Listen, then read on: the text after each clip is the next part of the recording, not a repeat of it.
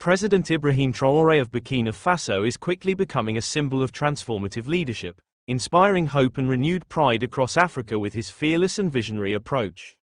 In just 2 years, he has defied the norm by introducing policies that emphasize self-sufficiency, economic empowerment, and the celebration of African identity.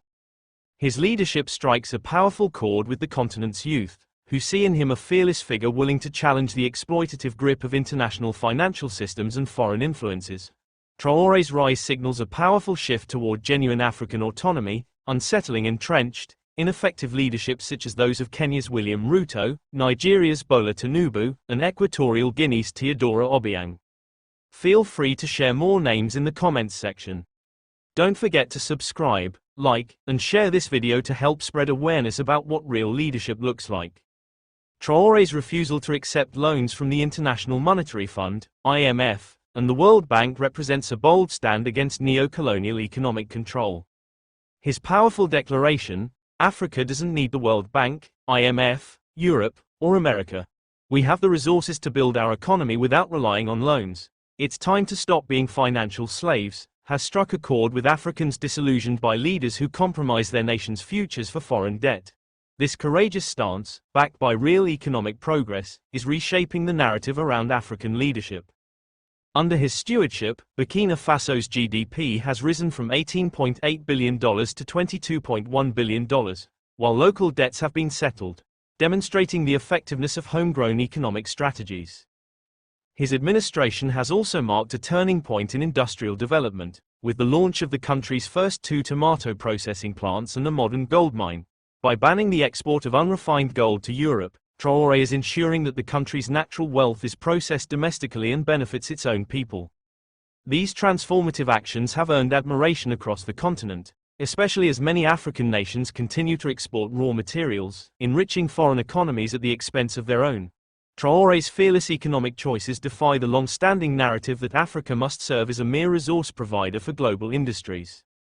Agriculture, the lifeblood of Burkina Faso's economy, has received exceptional focus under President Traore. His administration has distributed over 400 tractors, 239 tillers, 710 motor pumps, and 714 motorcycles to empower rural farmers. By improving access to quality seeds and essential farming inputs, Traore has sparked a notable boost in agricultural production. Tomato yields climbed from 315,000 metric tons in 2022 to 360,000 in 2024, millet production rose from 907,000 to 1.1 million metric tons, and rice output increased from 280,000 to 326,000 metric tons. These milestones demonstrate the impact of leadership that truly prioritizes its citizens' welfare. Traore's vision extends to infrastructure, where significant progress is underway. His government is constructing new roads, expanding existing ones, and transforming dirt roads into paved highways, enhancing connectivity and promoting regional trade. President Traore recently handed over 1,000 infrastructure equipment identified as Faso Mebo Presidential Initiative. This equipment consisted of 4x4 pickup vehicles, recycling machines, bulldozers, hydraulic excavators, loader excavators, levelers, concrete tanks, crane trucks, dump trucks, tank doors, workshop trucks, compactor engines, mobile projectors, etc. For Captain Ibrahim Traore, who reviewed all the machines and vehicles delivered, this equipment constitutes the first lot for the first phase of acquisition, with a total investment cost of around 200 billion CFA francs.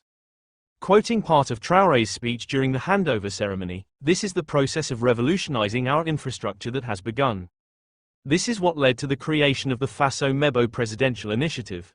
If in small countries that do not have resources, they have departmental roads that are bitumenized, there is no reason that in Burkina Faso we cannot bitumen our roads to rally our various towns." End of quote. A prime example of this forward-thinking agenda is the Ouagadougou-Donzan Airport, scheduled for completion in 2025, which aims to make Burkina Faso a strategic transport and economic hub. These developments are a sharp departure from the widespread neglect seen in many African countries, where infrastructure projects often become avenues for corruption rather than engines of progress. Traore has placed cultural pride and national sovereignty at the heart of his leadership. By abolishing the use of British colonial-era wigs and robes in courts and replacing them with traditional Burkinabe attire, he has restored cultural authenticity and dignity to the judiciary.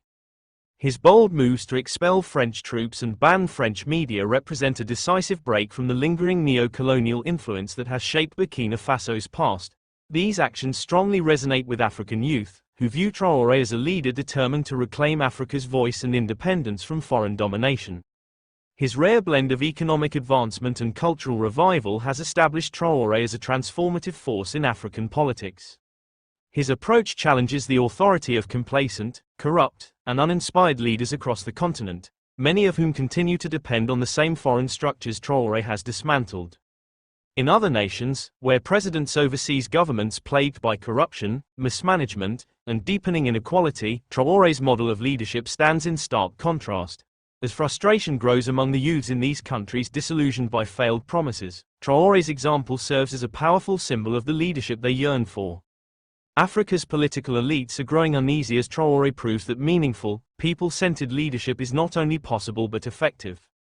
His move to slash the salaries of ministers and parliamentarians by 30% while raising civil servants' wages by 50% is a bold repudiation of the entrenched kleptocracy seen in many African governments.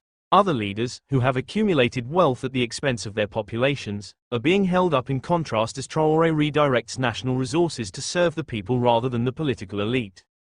The industrial and agricultural transformation underway in Burkina Faso under Traore highlights the failure of many African governments to deliver progress. While Traore invests in tomato and cotton processing facilities to add value locally, other nations remain stuck in cycles of importing basic goods, reinforcing economic dependency. His creation of the first National Support Center for Artisanal Cotton Processing is a practical model for empowering local farmers and strengthening grassroots economies. In contrast, small-scale farmers in many other African countries continue to suffer under exploitative systems and weak policies, failures often perpetuated by their own leaders. Traore's youth and vitality have made him especially popular among Africa's younger generation. At just 37, he represents the hopes of millions seeking leaders who truly grasp their realities. His rapid rise and accomplishments defy the belief that leadership competence comes solely with age or long tenure, particularly when many older leaders have overseen years of stagnation and decline. For Africa's youth, who make up the majority of the population, Traore stands as both a mirror of their untapped potential and a beacon of the transformative change they can pursue.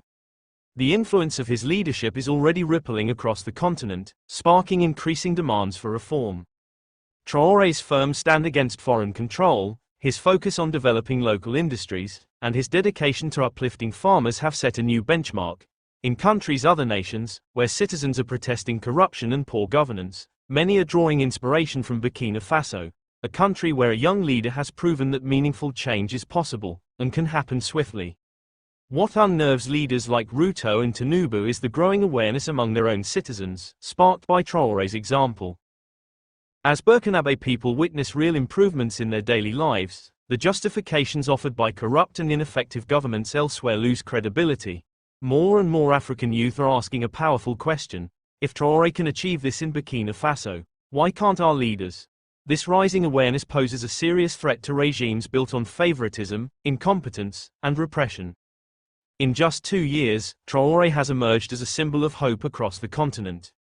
His progress in leadership, economic reform, and cultural restoration offers a roadmap for Africa's renewal. While many African leaders continue to serve foreign interests, Traore's bold independence has awakened a new belief in self-sufficiency and national pride. His leadership isn't just a warning to failing heads of state, it's a rallying call for all Africans to hold their governments accountable and demand a better future. Traore's vision reaches far beyond the borders of Burkina Faso. His policies and powerful messaging have ignited a pan-African consciousness, reminding the continent of its shared challenges and untapped collective strength. His firm opposition to foreign exploitation resonates across Africa, especially in countries still tethered to external interests. Other African leaders continue to accumulate debt through excessive borrowing, deepening the nation's financial woes. Traore's rejection of this dependency challenges the narrative that loans are the only route to development.